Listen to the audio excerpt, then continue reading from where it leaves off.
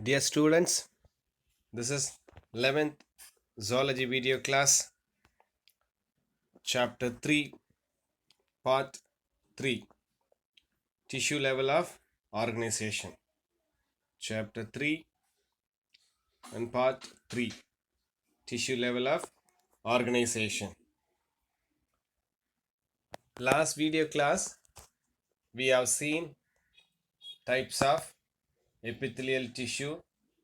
We have seen simple squamous epithelium, simple cuboidal epithelium, simple columnar epithelium, then pseudostratified ciliated columnar epithelium, then stratified squamous epithelium. And also we have seen glandular epithelium. Also we have started glandular epithelium. Here glandular epithelium. So this is the information about glandular epithelium. Some of the cuboidal or columnar cells get specialized for secretions and are called glandular epithelium. So glandular means secretions. Glandular means secretions. So the special characters of these cells, the glandular epithelium cells, they secrete some kind of enzymes or hormones. They are mainly two types. The glandular epithelium are mainly two types. One is unicellular, consisting of isolated glandular cells, the separated glandular cells, and multicellular. These two types of glandular epithelium cells are there. And here the multicellular consisting of cluster of cells. Cluster means group of cells. Example, salivary glands. On the basis of the mode of pouring of their secretions, the glands are divided into two categories. On the basis of pouring of functions, they are divided into two categories, namely exocrine and endocrine glands. Now we are going to see what is exocrine gland. So this exocrine gland secretes mucus, saliva, earwax, then oil, milk, digestive enzymes. So these are all secreted by here exocrine glands. So these are all secreted by exocrine glands. These products are released through ducts or tubes. So these products are released maybe ducts or tubes. In contrast, in opposite of the exocrine gland, the endocrine glands do not have duct. Okay, exocrine gland they have duct or tubes, whereas in endocrine gland do not have ducts or tubes. The secretions called hormones. The endocrine gland secretions called hormones. What is hormones? Hormones is kind of chemical substance. Hormones are secreted directly into the fluid bathing the gland. The exocrine glands are classified as unicellular, multicellular glands. The multicellular glands are further classified based on the structure as simple and compound glands. Based on the secretory units as tubular, alveolar, that is because acinus. Alveolar, they have one kind of substance because acinus, and tubulo-alveolar. So these are all secretory units. Based on the mode of secretions, based on the methods of secretions, exocrine glands are classified as merocrine, holocrine, and apocrine. Holocrine, mesocrine. Just underline this one, important, 2 marks they'll ask you. Here, this is the glandular epithelium, multicellular glands and unicellular glands. And this flow chart, glandular epithelium, endocrine glands, exocrine glands, unicellular, multicellular. Multicellular, they have based on structure, based on secretory units. based on modes of secretions. And here, next we will see compound epithelium. Compound epithelium is made up of more than one layer. Compound epithelium is made up of more than one layer, that is we call as a multi-layered. So more than one layer of cells and thus has a limited role in secretions. Here the compound epithelium is made up of one layer of the cells and they have limited role of secretions and absorptions. So they can secrete only limited amount as well as limited amount of absorptions also takes place.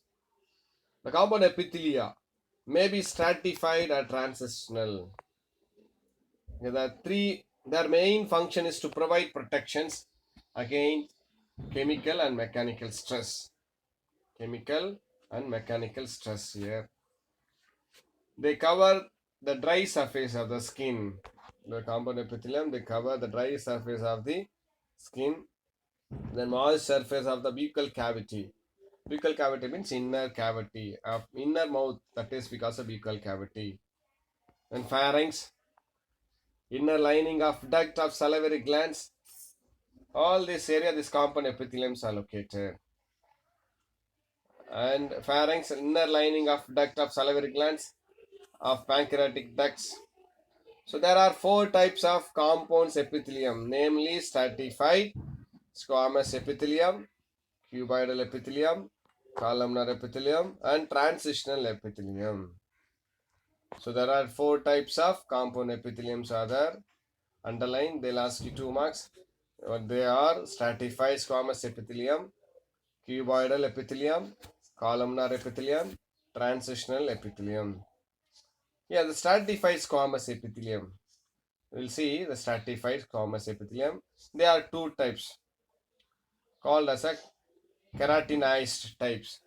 Keratinized type which form dry epidermis. The keratinized types and they form dry epidermis. Epidermis means that's a skin outer layer of the skin, that is we call as epidermis. In that area, the stratified squamous epitheliums, one type of presence in the skin of dry epidermis, and non-keratinized type forms moist skin of the esophagus. Stratified squamous epithelium, two types. One is keratinized type, they are formed in the skin of dry epidermal positions, and non-keratinized, they located the moist means wet lining of the esophagus, mouth, conjunctiva, that's eye, inner parts of eye, as and vagina. So in this area, the non-keratinous types are found. Okay, and they'll ask you differentiate between keratinized type and non-keratinized type in stratified squamous epithelium. Important differentiate between, they'll ask you. Just go underline, just give an important. The next one, stratified cuboidal epithelium. Here, as we have seen, there are four types of compound epithelium. The first type, stratified squamous epithelium, we have completed. That first type only, that they have divided into two. One is a keratinized layer, another is a non-keratinized layer. The keratinized layer are located in the dry epidermis of the skin, whereas non-keratinized located in the moist lining of some of the parts. The second compound epithelium is the one stratified cuboidal epithelium. You can underline 1, 2, 3, you can alert. This is the second type of the compound epithelium. You can underline, just underline this compound epithelium here. In that four types, you can underline 1, 2, 3, 4. And first one we are completed, and second one we are going to see now. Stratified cuboidal epithelium. They are found the duct of sweat glands and mammary glands. They are found the sweat glands. You know what do you mean by what is the use of sweat glands? They secrete sweat. And mammary glands mean they secrete milks. In that area, the stratified cuboidal epithelium cells are present. The third one, stratified.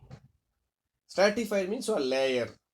One by one, the layers will be arranged. That is, we got stratified. The stratified columnar epithelium has limited distributions in the body. They have only a few. They distribute in our body. Found around the lumen of the pharynx. Lumen of the pharynx. Male urethra. Lining of some glandular ducts. In this area, the stratified columnar epitheliums are located. The next one is one transitional epithelium. Is found lining the uretus urinary bladder, and part of the urethra. In these parts and at all, the transitional epitheliums are located. This epithelium allows stretching and protective in functions. So one word underline stretching as well as protective. These two for main functions. This epitheliums are used. Transitional epitheliums. All cells of the epitheliums are held together by with little intercellular materials. By all cells of epithelium are held together with little intercellular materials. In most animals' tissue, the specialized junctions provide this is the compound epithelium structures. This is the compound epithelium structures. So far we are completed. Then here the compound epitheliums, the functional links between its individual cells. Three types of cell junctions are found in the epithelium and other tissues.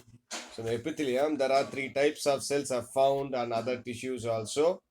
They are called as tight, then ordering, and gap junctions. So these three different types of junctions are found in the epithelium and other tissues. What are the three different types of junctions? One is tight junctions, ordering junctions, gap junctions. What is tight junctions? Just underline these three junctions, important one word, and also they'll ask you 3 marks also they'll ask you. Tight junctions helps to stop substance from leaking across the tissue. So the tissue, the substance which are present inside the tissues, between the tissues or inside the tissues, this tight junctions, they won't allow that substance to come out. That is the functions of tight junctions. Then adhering junctions perform cementing to keep neighboring cells together. So first one, tight junction, they don't allow any substance to come out from that areas. The second one, act as a cementing one, act as a sticking one, cementing one, that keep the neighboring cells together. The gap junctions facilitate the cells to communicate with each other by connecting the cytoplasms of the adjoining cells. Here, gap junctions, they provide the cells to communicate each other by connecting the cytoplasm of adjoining cells, nearby cells, for rapid transfer of ions. For rapid transfer of ions and small molecules and sometimes bigger molecules also. It can be used to transfer nearby the cells. That is, they say as adjoining cells. Underline. So that is the functions of gap junction. That is the functions of gap junctions. And next one here, the stratified epithelia are built for protections or to resist abrasions. What are the simple epithelia better at? Okay. The next topic is the one connective tissues. Here, the connective tissues develop from mesodermal layer. What is mesodermal layer? During embryonic stage, the three types of layer will be formed. That is ectoderm, endoderm, mesoderm. That mesoderm is the middle layer. So here the connective tissues develop from the middle layer of the mesoderm and is widely distributed in the body. They are distributed throughout the body. There are three main classes, namely loose connective tissues, dense connective tissues, specialized connective tissues. The major functions of the connective tissues are binding, support, protection, insulation, and transportations. So these are the main functions of connective tissues. The connective tissues types we will see: loose connective tissues, they are given as a flowchart, dense connective tissues, specialized connective tissues. What are there in the loose connective tissues? What are there in the dense connective tissues? What are the tissues are there in the specialized connective tissues? The loose connective tissues are areolar tissues and adipose tissues. Reticular tissues are found in loose connective tissues. The dense connective tissues. Dense means what? Somewhat the tissues which are very nearby one. more, that is we also dense connective tissues. The dense regular, dense irregular, and dense, that's the third one, elastic connective tissues. And specialized connective tissues are cartilage, bone, and bloods. So these are the different types of connective tissues. This we'll see in the next class. So today we are completed, we have started connective tissues, and we have completed what is compound epithelium and different types we have completed. Just go through today itself. If you have any doubt, you can contact me. And today this also we have completed glandular epithelium also we have completed. So if you have any doubt, you can contact me. Okay, bye. Take care.